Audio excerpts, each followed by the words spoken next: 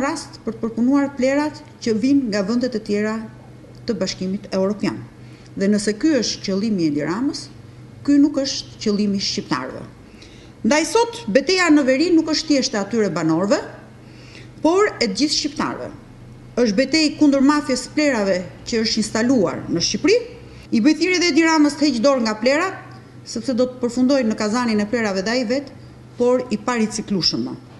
Kryemadhi u drejtoi një apel anëtarëve të LSI-s që t'i bashkohen protestës së banorëve në veri për të ndalur këtë projekt. Protesta e banorëve që kundërshtojnë ndërtimin e implantit ka sjellë edhe konfrontimin e tyre me forcat e policisë. Shikuesnderuar, këto dhe të tjera lajme nga vendi, rajoni dhe bota, si dhe detajet e programeve tona i ndiqni në çdo kohë në faqen online internet oranews.tv, ndërsa për të raportuar dhe denoncuar një ngjarje që ju shqetëson apo jeni të pranishëm, telefononi në 069 40 31 600 ose na shkruani në adresën e emailit redaksia@gmail.com. Kthehemi pas pak, ka publicitet. Qëndroni me Ora News.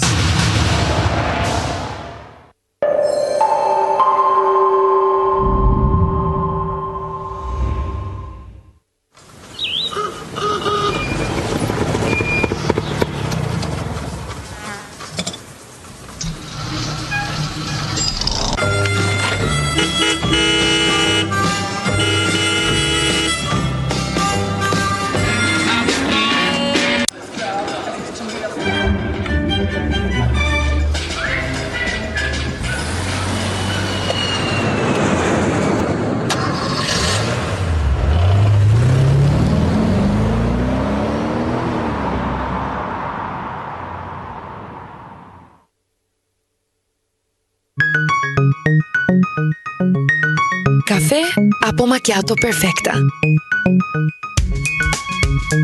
E shkurtër apo e gjatë? Cappuccino të shishme apo dhe një çaj të ngrohtë? Si në bar. Tani edhe në shtëpitë apo zyrat tuaja me këto makinat dhe kapsulat e Segafredos.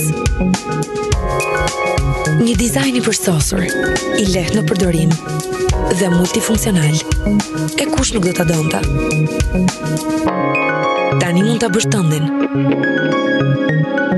Segafredo.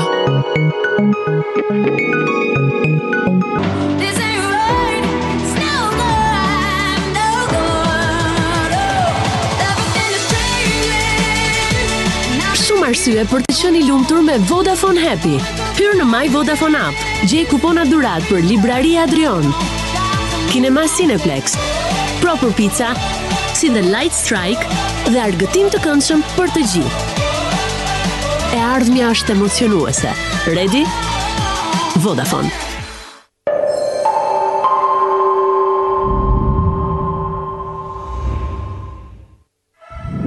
Kjo është Ora News.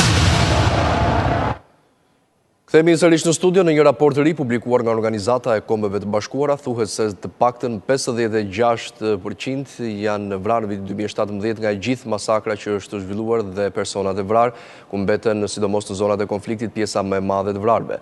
Kjo konsiderohet si shifra më e lartë brenda një viti që prej 94-s, ndërsa OKB deklaroi se 135 ushtarë të saj, policë dhe zyrtarë. Shohet si shifra më e lartë e ushtarakëve që kanë humbur jetën brenda një viti që prej vitit 1994. Në raport thuhet se prej vitit 2013 në total janë vrarë 135 ushtarakë të OKB-s në 15 misione paqëruesese. Ekspertët në raport nënvizojnë se flamuri i OKB-s nuk ofron më mbrojtje natyrale. Raporti ka ardhur pas kërkesës bërë nga sekretari i përgjithshëm i OKB-s, Antonio Guterres, për të verifikuar shkaqet që sollën rritjen e vrasjeve gjatë këtyre misioneve. Për këtë analizë ai emëroi Carlos Alberto dos Santos Cruz, përfaqësues të Brazilit. Ndër të tjera ata veçojnë edhe rritjen e numrit të grupeve të armatosura, ekstremistëve, krimit organizuar, elementeve dhe kërcënimeve të tjera kriminale. Forcat armiqësore nuk kuptojnë gjuhë tjetër përveç forcës, paralajmëron raporti i titulluar Përmirësimi i sigurisë së paqëruesve të Kombeve të Bashkuara. Një ushtar japonez është goditur nga një ortek në një resort skijimi në Japoninë qendrore, i cili mendohet se është shkaktuar nga shpërthimi vulkanik në malin Shirane. Të paktën një viktim dhe mbi 16 të plagosur ka shkaktuar deri më tani shpërthimi i një vulkani në Japoninë veriperëndimore në një qendër skish në malin Kasatsu Shirane. Disa prej të plagosurve janë në gjendje kritike për jetën, ndërsa pamjet filmike tregojnë shpërthimin e fuqishëm dhe më pas një re gjigande u formuar nga Tunizi.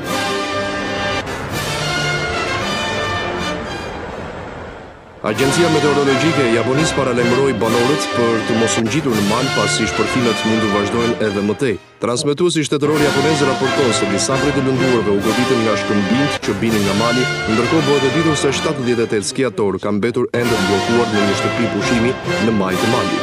Agjencia për menaxhimin e zjarrit dhe të katastrofave ka paralajmëruar se shkëmbinjt ende mund të bien deri në 2 kilometra nga maja vulkanike. Japonia është një nga vendet më aktive sismike në botë. Në materiali përmbyllur, shikues të nderuar, minutat në vijim do të ishte plot intervistën në vendin e park ku e ftuar në studion e edicionit qendror ishte deputeti i Partisë Demokratike me senator.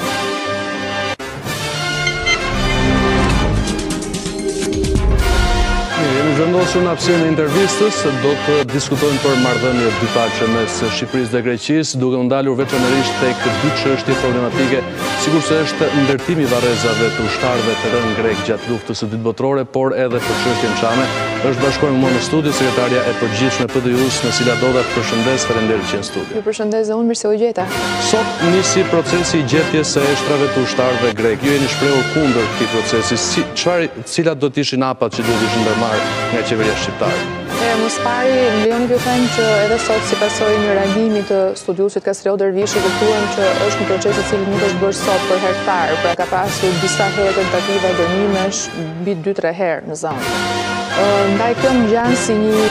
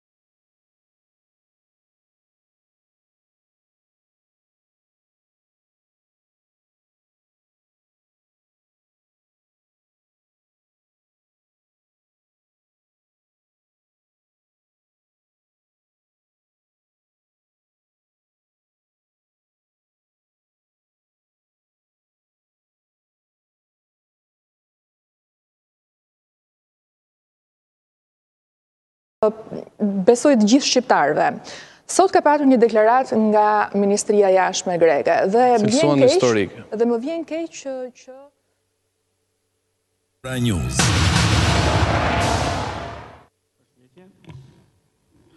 Sot jemi para jush për të paraqitur qëndrimin e Partisë Demokratike në raport me procesin fars që zhvilloi dje Kuvendi në zgjedhjen e Këshillit Lartgjyqësor dhe Këshillit Lart Prokurorisë.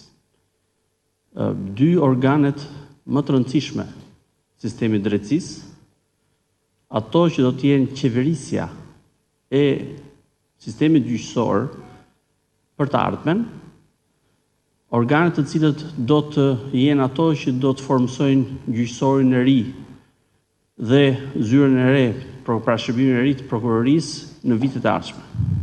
Janë ato që do të ushtrojnë masat disiplinore për shkeljet në të ardhmen, e të gjitha funksionet që parashikon kushtetuta dhe ligji për këto organe.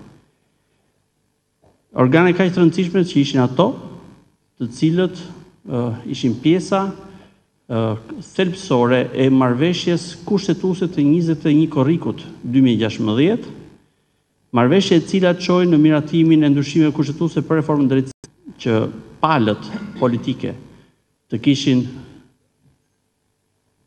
kontribut dhe ndikim të barazvlefshëm dhe të barazlarguar në procesin e formësimit të tyre dy trupave. Sigurisht që marrëveshja dhe konsensusi i 21 korrikut garantoi që Partia Socialiste nuk mund të kapte sistemin e drejtësisë. Kjo ishte fitoria për shqiptarët, jo opozitës. Që të garantohesh pikërisht kjo, moskapja e sistemit drejtësisë. Nëse kemi një sistem të kapur, peshqit e mëdhenj të korrupsionit të krimit të organizuar do të jetë e pamundur që të vijen përpara drejtësisë dhe më pas të dërgohen në burg. Kapja nga kryeministri Rama do të garantojë që ai, ministrat e tij, deputetët dhe të gjithë kriminalët me të cilët ai qeveris, ta kenë të pamundur, pra do të jetë pamundur të çojnë ata para drejtësisë dhe Shqipëria të ketë më së fundi një sistem drejtësie të besueshëm, të lirë nga korrupsioni, të pandikuar nga krimi organizuar dhe më pas një drejtësi që është efikase për gjithë shqiptarët. Procesi që u zhvillua dje për Këshillin Lart Gjyqësor dhe Këshillin Lart Prokurorisë ishte një proces i cili tregoi qartësi që e gjitha ajo ku kemi rritur deri në këtë fazë është një proces i korruptuar politikisht. Një proces i delegitimuar, i cili nuk kishte të prodhonte ndryshe, por një listë kandidatësh të cilët ishin qartazi, të filtruar dhe të përzgjedhur politikisht për të garantuar që në çdo rast rezultati për i kandidaturave që duhet i prezantohet kuvendit për Këshillin Lart Gjyqësor dhe Këshillin Lart Prokurorisë nga jashtë sistemit drejtësisë të jetë një rezultat ku kushdo që të zgjidhet të jetë i kontrolluar nga Edi Rama. Ligji i organeve të qeverisjes së drejtësisë tashmë është e ditur, qëndrimi i Partisë Demokratike theu konsensusin kushtetues dhe kushtetutën në raport me pikërisht këtë, moskapjen dhe mos kontrollin e drejtësisë nga kryeministri Rama. U vendosën filtra antikushtetues që do të garantonin që kandidaturat që do të shkonin në proces përpara nën komisionit parlamentar dhe më pas në votim, këto filtra garantojnë që do të jenë të gjithë ata që i leverdisin kryeministrit Rama. Përjedhoj, nuk ka asnjë çudi që jo vetëm kanë një afiliacion të pastër politik këto kandidatura, por gjithashtu janë kandidatura ku pothuajse në pjesën dërmuese të tyre janë në kundërshtim me kriteret e kushtetutës dhe ligjit dhe shumë prej tyre janë gjithashtu kanë marrë veton ose notën negative nga operacioni ndërkombëtar i monitorimit, një organ tashmë me kompetencë kushtetuese në këtë proces kaq delikat. Në debatin që kemi zhvilluar në komisionin parlamentar që kishte për detyrë pikërisht për zgjedhjen e këtyre kandidatëve, kemi vënë në pa një seri shkeljesh që kandidatët e përzgjedhur nga filtrat antikushtetues përfshirë influencën shumë të fortë të segmenteve të cilët ndikojnë thelbësisht në shoqërinë civile, për të filtruar pikërisht ato kandidatura që i interesojnë Edi Ramës, këto kandidat kishin probleme të cilat shkojnë nga mospërputhja e kriterëve të qarta dhe pa ekuivok ligjore deri në kandidatura të cilët janë të papranueshme edhe në kuadrin e ligjit për dekriminalizimin. Në këtë proces ne kemi bërë të detajuara vërejtjet tona për çdo kandidat Dhe në këtë situatë nuk kishte asnjë dyshim që 10 kandidatët që do të përgjitheshin në fund me shortin që u hodh dje në këtë komision nuk do të ishin vetëse një listë e cila do të kishte influencën e pastër politike të Partisë Socialiste të Kryeministit Rama, por mbi të gjitha do të dilte me një listë e cila do të kishte probleme të rënda përballë kritereve kushtetuese, ligjore, e predhoj e papranueshme për opozitën dhe për Parlamentin shqiptar. Ne sot do donim që të paraqesnim një numër problemesh të konstatuara, të bëra publike në nënkomisionin parlamentar për kandidatura të veçanta në mënyrë specifike për disa kandidatura të cilat u përzgjodhen në shortin e dieshëm nga nënkomisioni përkatës. Sigurisht nuk ka si dyshim. Një short i tillë që ka prodhuar kandidat të këtillë me influencë pastër politike dhe me kritere të papërmbushura ligjore dhe probleme të tjera të rënda të papranueshme, nuk mund të jetë një short i besueshëm. Procesi është tërësisht i delegitimuar. E përredhoi dhe Parlamenti shqiptar sigurisht që nuk mundet të votojë dhe të ratifikojë jo vetëm një vullnet pastër politik të kryeministit Rama, por diçka që bie ndesh me kushtetutën dhe me ligjin. Kolegu Bardhi do të bëj një prezantim të disa prej gjetjeve të bëra prezente nga ne në komision, por gjithashtu të dhëna të reja të identifikuara me një numër prej këtyre kandidatëve. Faleminderit. Në fakt provat që do të paraqesim sot për opinionin publik tregojnë qartë që jo vetëm kandidatët nuk i përmbushin, pra një pjesë e kandidatëve të përzgjedhur për të qenë antar të Këshillit Lart Gjyqësor dhe Këshillit Lart Prokurisë nuk i përmbushin kriteret kushtetuese dhe ligjore, por nga ana tjetër bëjnë të pavlefshme listën që i është dërguar Kuvendit për votim në seancën plenare të enjtes. Paraprakisht, më lejoni të sqaroj që çdo fakt që ne do të paraqesim këtu nuk synon të kritikoj apo analizoj cilësitë profesionale apo morale të asnjë kandidati, por evidentimi i problematikave për mos përmbushjen e kritereve është detyrim kushtetues. Së pari për deputetët e Kuvendit të Shqipërisë dhe së dyti për shqiptarët që kërkojnë një drejtësi të reformuar dhe jo një drejtësi me antar të organeve qeverisjes që nuk kanë kulturën minimale të zbatimit të ligjit. Konkretisht, kandidati i emëruar për në Këshillin e Lartë Gjyqësor nga rallët e shoqërisë civile, zoti Altin Hazizaj, ka depozituar në Kuvend një deklaratë personale ku deklaron se nuk ka qenë asnjëherë i dënuar me vendim gjyqësor të formës së prerë për kryerjen e një vepre penale. Kjo deklaratë pasqyron të dhënat të rreme, për shkak se, sipas dëshmisë gjendjes gjyqësore, numër 11, datë 27/2017, përcjell nga Drejtoria e Përgjithshme e Burgjeve me shkresën 3219 protokoll, datë 27/2017, rezulton se antari i përzgjedhur nga shoqëria civile, Altin Hazizaj, është i dënuar 2 herë me vendim penal të formës së prerë për kryerjen e një vepre penale. Ky është kriter që parashikohet nga shkronja e nenit 54 të ligjit për organet e qeverisjes së sistemit të drejtësisë. Dhe është nga ato kritere që përbën pengesë për emërim të një kandidati në Këshillin e Lartë Gjyqësor. Nga ana tjetër, kandidatët për në organet kushtetuese kanë detyrimin të plotësojnë formularin e dekriminalizimit për të verifikuar nëse janë apo jo subjekt i ligjit të dekriminalizimit.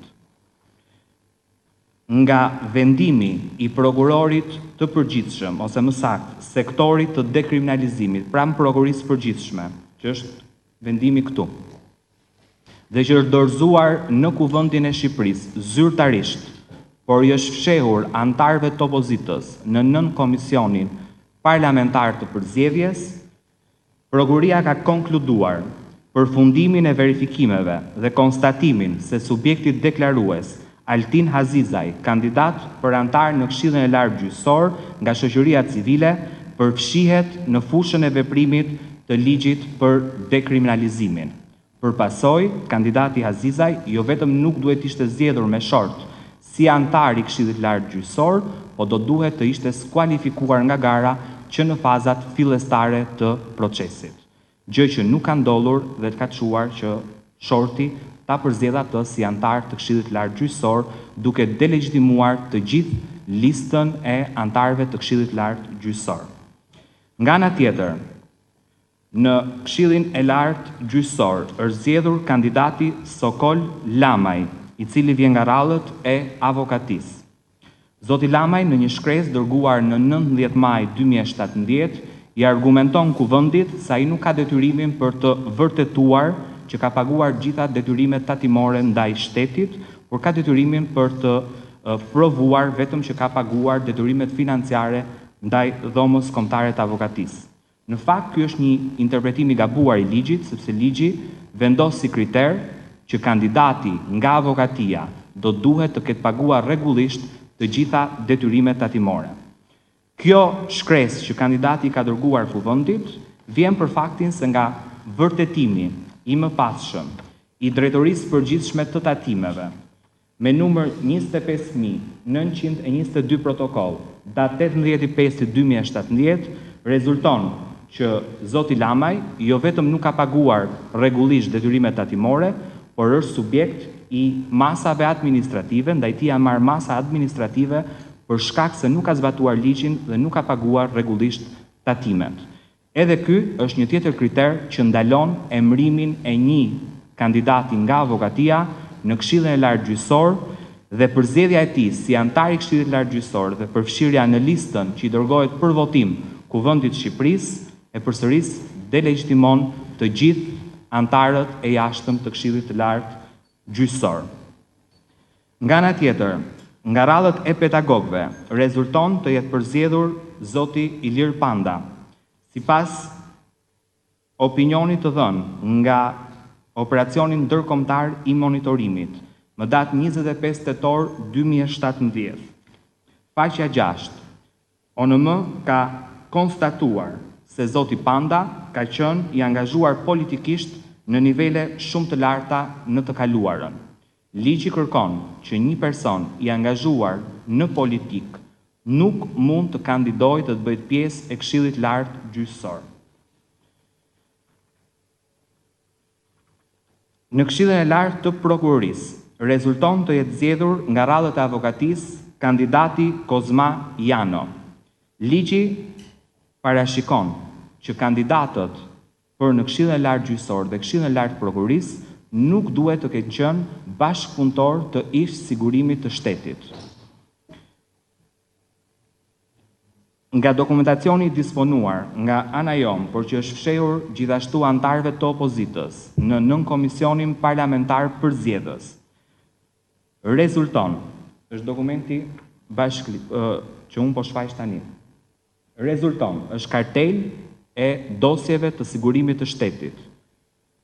Shtetasi Kozma Jano, i datëlindjes 1956, ka qenë bashkëpunëtor i sigurimit të shtetit me pseudonimin Telefoni. Ky fakt nuk është provuar vetëm nga ky dokument, por siç ju e dini, në vitin 1996 ka patur një komision të verifikimit të integritetit të individëve për të parë nëse kanë qenë apo jo bashkëpunëtor të sigurimit të shtetit, dhe unë këtu kam vendimin numër 13, datë 19/4/1996, të atij që quhet Komisioni Mezini, ku është provuar që zoti Kozma Jano ka qenë bashkëpunëtor i sigurimit të shtetit. Ky është një kriter i cili i ndalon zotit Jano jo vetëm të jetë antar i Këshillit Lartë të Prokurorisë, por gjithashtu të kandidojë për të qenë antar i këtij këshilli. Në këtë vendim të komisionit vitin 1996, zoti Jano është përjashtuar aso kohe nga një kandidim tjetër ku kishte aplikuar. I njëjti rregull është i aplikueshëm edhe në momentin që flasim për antarët e rinj të Këshillit Lartë Gjyqësor dhe Këshillit Lartë Prokurorisë. Është e pamundur që një kandidat i cili është i provuar me dokumentacion që ka qenë bashkëpunëtor i sigurimit të shtetit të bëhet në vitin 2017 antar i organeve të reja të sistemit të drejtësisë dhe të qeverisë, sistemin e prokurorisë. Gjithashtu, rezulton që zoti Kozma Jano ka qenë kryetar i Partisë Komuniste të Shqipërisë për degën Lushnje dhe në vitin 2016 ka qenë kandidat i kësaj partie, 2011 ka qenë kandidat i kësaj partie për Këshillin Bashkiak të Bashkisë së Lushnjës. Të dhënat janë publike, ndodhen në faqen zyrtare të Komisionit Qendror të Zgjedhjeve, cili do që ka interes për t'i dhënë shqiptarëve organe të reja të drejtësisë në përputhje me kushtetutën dhe ligjin, ka detyrimin të verifikojë të dhënat që gjenden në faqet zyrtare të institucioneve shtetërore, siç është rasti konkret Komisioni Qendror i Zgjedhjeve. Nga ana tjetër, në Këshillin e Lartë të Prokurorisë rezulton të jetë përzgjedhur kandidati nga shoqëria civile, zoti Alfred Balla, në rekomandimin e detyrueshëm të sjellë nga operacioni ndërkombëtar i monitorimit në datë 12 janar 2018. Kandidati Alfred Balla është konstatuar nga vëzhguesi ndërkombëtar të Bashkimit Evropian të Shtetet Bashkuara të Amerikës, që bëjmë pjesë në strukturën që gjithë e njohim si operacionin ndërkombëtar i monitorimit, organ kushtetues në fakt, që ky kandidat nuk plotson kriteret ligjore të parashikuara nga neni 152.2/D dhe konkretisht nuk është i angazhuar në 5 vitet e fundit në shoqërinë civile. Përveç kësaj, vëzhguesit ndërkombëtar kanë konstatuar se platforma e paraqitur nga ky kandidat është plagjatur e një platforme të paraqitur nga një kandidat tjetër, aplikimi të cilit është refuzuar në fazat e mëparshme. Për këtë arsye, kanë konkluduar vëzhguesit ndërkombëtar, ne jemi të mendimit se ky kandidat nuk ka integritet të lartë moral që do duhet të shpresojmë tek një antar i Këshillit të Lartë Prokurorisë. Për këtë arsye, vëzhguesit ndërkombëtar theksojnë se ky kandidat nuk duhet të merret në konsiderat për emërimin përfundimtar të tij në Këshillin e Lartë të Prokurorisë. Ndërkohë që edhe kandidatët e tjerë të përzgjedhur kanë problematikat e tyre, të cilat janë bërë prezente në mbledhjet dhe raportin që deputeti Byluk Bashi ka dërguar nën Komisionit Parlamentar të përzgjedhjes për antarët e Këshillit të Lartë Gjyqësor dhe Këshillit të Lartë Prokurorisë, por faktet që ne paraqitëm sot janë provë qartë përpara opinionit publik se si mazhoranca ka përfshirë në short dhe potencialisht ka emëruar kandidat që delegitimojnë të gjithë funksionimin e Këshillit të Lartë Gjyqësor dhe Këshillit të Lartë të Prokurorisë. Faleminderit. Dy komente të shkurtra në lidhje me sa u paraqit nga zoti Bardhi. Mjafton një kandidat që të mos përmbush kushtet dhe lista prej 10 kandidatësh që i çohet në një votim po ose jo kuvendi delegitimon të tërë listën. Bëhet fjalë për gjysmën e këtyre kandidatëve, të cilët për një arsye ose një tjetër janë kundërshtim me kriteret e ligjit e përjedhor, janë të papranueshëm sepse janë të kundërligjshëm. Listat që u sollën kuvendit ishin në numër më të vogël se sa ajo që kërkon në mënyrë taksative kushtetuta dhe ligji. Kuvendi është i vetmi organ kompetent për të bërë përzgjedhjen e kandidatëve. Dhe për këtë ishte detyrueshme që të kishim të paktën 3 kandidatë për secilin post vakant. Në shumicën e rasteve ne ishim nën këtë nivel dhe përjedhoi parlamenti është në pamundësi për të përzgjedhur. Po akoma më keq, kjo që ne prezantuam sot tregon qartë që edhe ajo listë e përzgjedhur tashmë për të çuar kuvendit është e tillë që në gjysmën e saj ka kritere të haptazi, nuk përputhet me kriteret ligjore dhe kushtetuese, dhe ka një numër kandidatësh të cilët Komisioni Operacion Ndërkombëtar i Monitorimit i konsideron me arritje mesatare, ndërkohë që kushtetuta kërkon nivelin më të lartë profesional. Nëse procesi i reformës do të ishte bërë me konsensus, siç u ra dakord në hartimin e kushtetutës, sot organet e drejtësisë do të ishin të gjitha në këmbë. Ky proces me këmbgulje verbtazi nga Edi Rama për ta kapur me çdo kusht sistemin e drejtësisë ka prodhuar situata të këtilla, të cilët është vetë ligji që nuk i lë të kalojnë.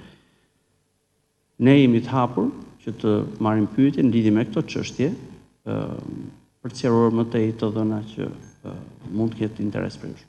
Sigurisht që gjitha dokumentat që u bën publike këtu do vihen në dispozicion medias për transparencë dhe për analizë më të thelluar.